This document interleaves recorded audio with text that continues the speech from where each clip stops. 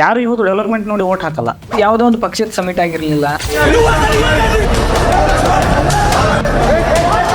Overnight ಯಾರು ಕೊಡ್ತಾರೆ, ಬೆಳಿಗ್ಗೆ ಅವ್ರಿಗೆ ಓಟ್ ಬೀಳುತ್ತೆ. ಅಯ್ಯಪ್ಪ ಸವಾಸನೆ ಬೇಡಪ್ಪ, ನಮ್ಗೆ ಬೇಡವೇ ಬೇಡ ಅಲ್ವಾ? ಕಾಸು ಕೊಟ್ಟಿದ್ದೀನಿ, ಓಟ್ ಹಾಕಿದ್ದೀನಿ, ರೆಡಿ ಅಂತ ಕಳಿಸ್ತೀನಿ. ಸ್ಟ್ಯಾಂಡ್ ಹಾಂ, ಏನು ಎಕ್ಸಾಂಪಲ್ ಸೆಟ್ ಮಾಡ್ತಿದ್ದೀರಾ ನೀವು?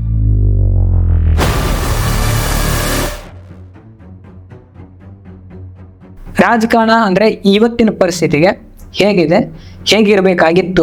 ಇವತ್ತಿನ ಪರಿಸ್ಥಿತಿಯಲ್ಲಿ ರಾಜಕಾರಣ ಅಂದರೆ ದುಡ್ಡು. ಹಾಂ, ಯಾಕಂದರೆ ನಮ್ಮ ಜನರಲ್ ಮೈಂಡ್ಸೆಟ್ಟು ಹಂಗೆ ಇದೆ. ಯಾರು ಇವತ್ತು ಡೆವಲಪ್ಮೆಂಟ್ ನೋಡಿ ಓಟ್ ಹಾಕಲ್ಲ. ಓವರ್ನೈಟ್ ಯಾರು ದುಡ್ಡು ಕೊಡ್ತಾರೆ, ಬೆಳಿಗ್ಗೆ ಅವ್ರಿಗೆ ಓಟ್ ಬೀಳುತ್ತೆ.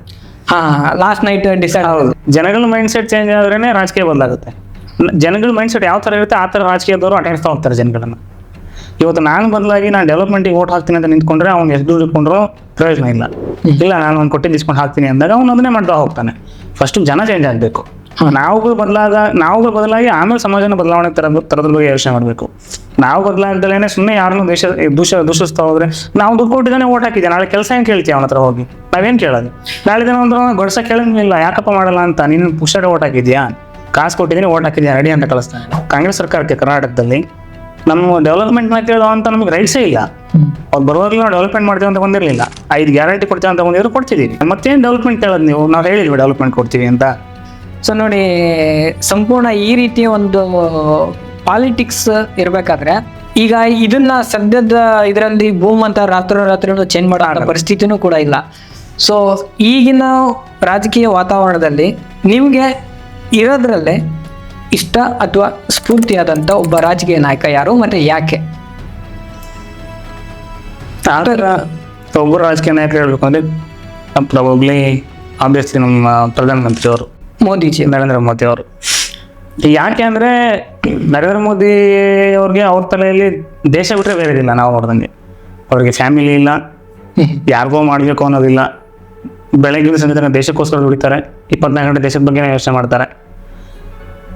ಎಷ್ಟೋ ಬೇರೆ ಏನು ತುಂಬ ಬೇಡ, ಇವಾಗ ರಾಮ ಮಂದಿರ ತಗೊಳ್ಳಿ, ಎಷ್ಟೋ ತಲೆಮಾರುಗಳು ಅದು 500 ವರ್ಷಗಳ ಹೋರಾಟ, ಯಾರ ಕೈಲಿ ಮಾಡ್ಕೊಂತಿರೋಂಥ ಕೆಲಸಗಳನ್ನ ಮಾಡಿದ್ರು. ಈ ವಯಸ್ಸಲ್ಲೂ ಕೂಡ ಯಾರು ನಮ್ಮಲ್ಲ 75 ವರ್ಷ ಕ್ರಾಸ್ ಆಯ್ತು ಅಂದರೆ ಅವ್ರಿಗೆ ಕಾಣೋದು ಇಲ್ಲ ಅವರ ಎನರ್ಜಿ ಮುಂದೆ. ಸೊ ಒಂದು ಯಾವುದೇ ಎಕ್ಸ್ಪೆಕ್ಟೇಷನ್, ಯಾವುದೇ ಕೆಲಸ ಆಗಿರಲಿ, ರಾಜಕೀಯ ಆಗಿರಲಿ, ಇನ್ನೊಂದಾಗಿರಲಿ, ನಾವು ಎಕ್ಸ್ಪೆಕ್ಟೇಷನ್ ಇಲ್ಲದೆ ಮಾಡಿದಾಗ ನಾವು ಸಕ್ಸಸ್ ಆಗ್ತೀವಿ ಅಂತಾರೆ. ಸೊ ಅದು ಕಾಣುತ್ತೆ ಅವರಲ್ಲಿ. ಸೊ ನನ್ನ ಪ್ರಕಾರ ಅವ್ರನ್ನ ಫಾಲೋ ಮಾಡಬೇಕು, ನರೇಂದ್ರ ಮೋದಿ ಅವ್ರನ್ನ ಫಾಲೋ ಮಾಡಬೇಕು, ಬೇರೆ ರಾಜಕೀಯದವರು ಕೂಡ. ಸೊ ನನ್ನ ಫೇವ್ರೇಟ್ ಲೀಡರ್ ಅವರೇ, ಪ್ರಧಾನಮಂತ್ರಿ ಅವರು, ಮೋದಿಜಿಯವರು. AI ಸಮಿಟಲ್ಲಿ ಅದು ಯಾವುದೋ ಒಂದು ಪಕ್ಷದ ಸಮಿಟ್ ಆಗಿರಲಿಲ್ಲ, ಅಥವಾ ಅದು ಯಾವುದೋ ಒಂದು ವ್ಯಕ್ತಿಯ ಸಮಿಟ್ ಆಗಿರಲಿಲ್ಲ. ಅದು ಸಂಪೂರ್ಣ ನಮ್ಮ ದೇಶದ ಒಂದು ಗೌರವ.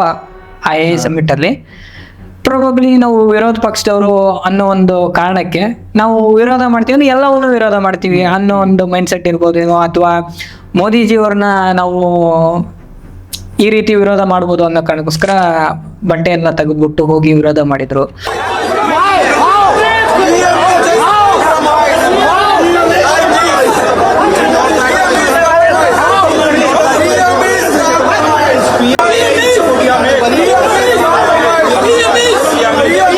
ಸೊ ಆವಾಗ ಒಂದು ನರೇಶನ್ ಬೆಳಗುತ್ತೆ, ದೇಶದ ಯುವಕರು ಅವ್ರ ವಿರುದ್ಧವಾಗಿದ್ದಾರೆ.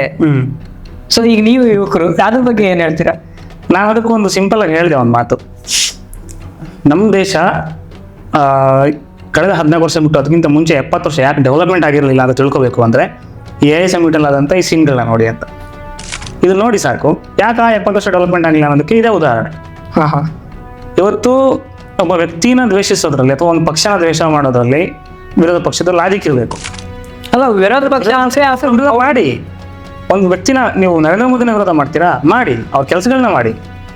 ಯಾವುದೋ ಒಂದು ರಿಫಾರ್ಮ್ ಅಂತಂದ್ರೆ ಅದನ್ನ ವಿರೋಧ ಮಾಡಿ. ಇವಾಗ AI ಸಮಿಟ್ ಆಗ್ತಿರೋದು ದೇಶಕ್ಕೋಸ್ಕರ, ದೇಶದ ಯುವಕರಿಗೋಸ್ಕರ.